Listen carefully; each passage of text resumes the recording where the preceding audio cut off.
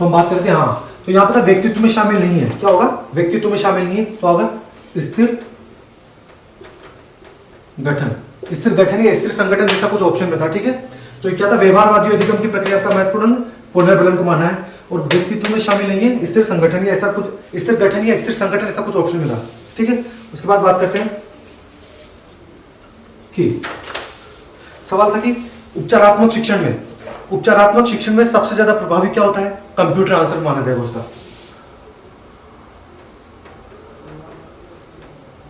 उपचारात्मक शिक्षण में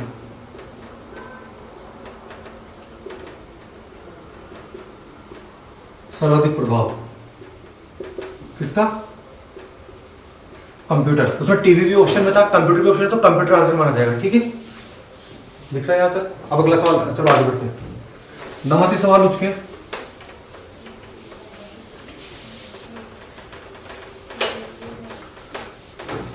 अगला सवाल देखिए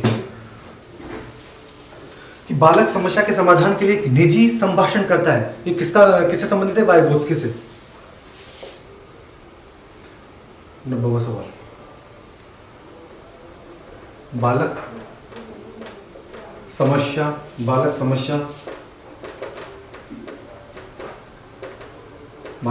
के समाधान के लिए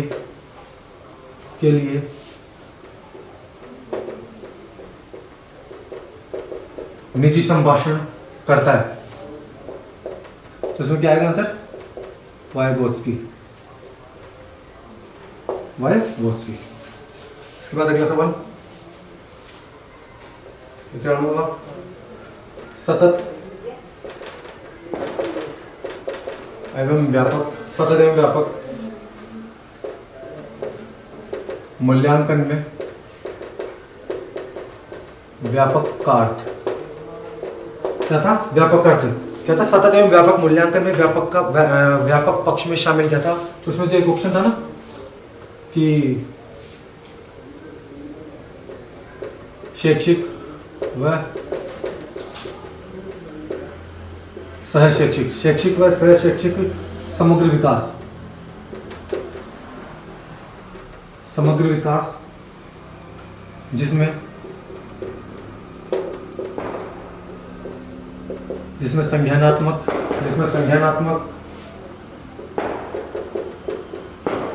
शारीरिक,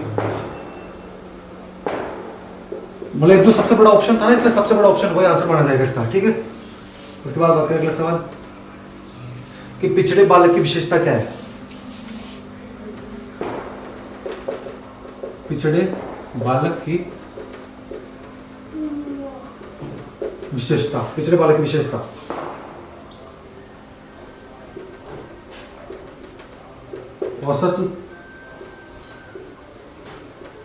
औसत मानसिक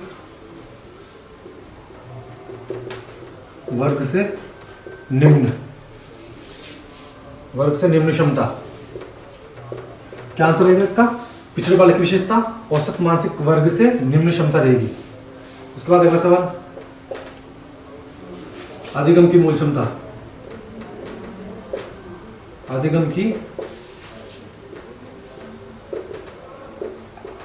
क्षमता व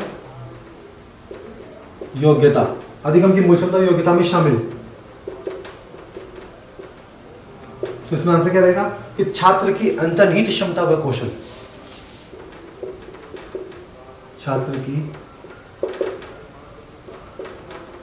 अंतर्निहित क्षमता व कौशल, क्या रहेगा इसका, अधिगम की मूल क्षमता व योग्यता में शामिल क्या रहेगा, छात्र की अंतर्निहित क्षमता व कौशल। उसके बाद अगला सवाल देखिए कि किसी दूसरे के व्यवहार को स्वयं द्वारा अपनाने का समायोजन क्या होता है, पहचान आंसर माना गया इसका, पहचान। किसी दूसरे के व्यवहार का समायोजन, ऐसा कुछ सवाल था, उसका आंसर था पहचान। उसमें पहचान ऑप्शन में था ना, वो आंसर रहेगा इसका, पहचान। उसके बाद अगला सवाल, गार्डनर के अनुसार बहुबुद्धि के विद्यालय में किस पर उपयोग कर सकते हैं। गार्डनर के अनुसार बहुबुद्धि को विद्यालय में किस पर उपयोग कर सकते हैं? विद्यालय में किस पर उपयोग?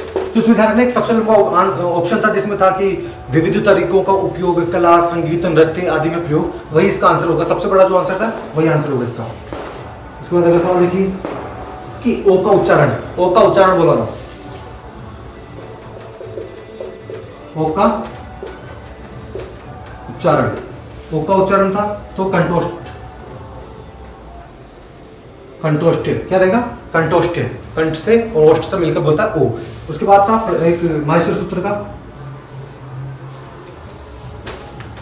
देखिए आगे,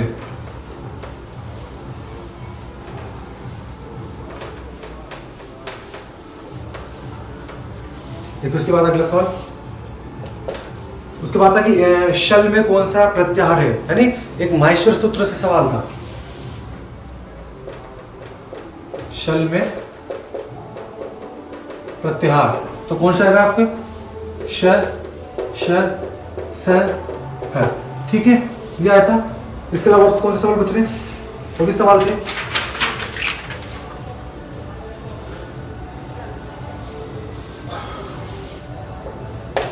एक लकार से प्रश्न था संस्कृत में, लकार से 2 सवाल थे। लकार से